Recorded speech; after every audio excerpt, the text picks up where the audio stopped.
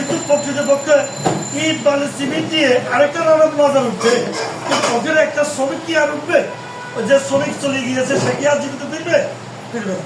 তো তার মা কি করে যে আমার বাবা, আমার সন্তান, আমার পরিবার অমুক দিন এই জায়গায় মৃত্যুবরণ করেছে, আমরা এখনো ক্ষতিপূরণ পাই নাই, এ দেখো আমার ডকুমেন্ট। এখন পর্যন্ত ক্ষতিপূরণ চাই, প্রতি বছর ওখানে দাঁড়িয়ে দাঁড়িয়ে ক্ষতিপূরণ করে।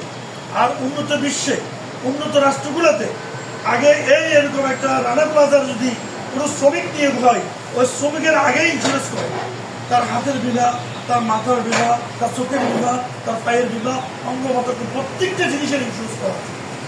ইন্ডিয়াতে পার হেড 6টা করে বিমা আছে।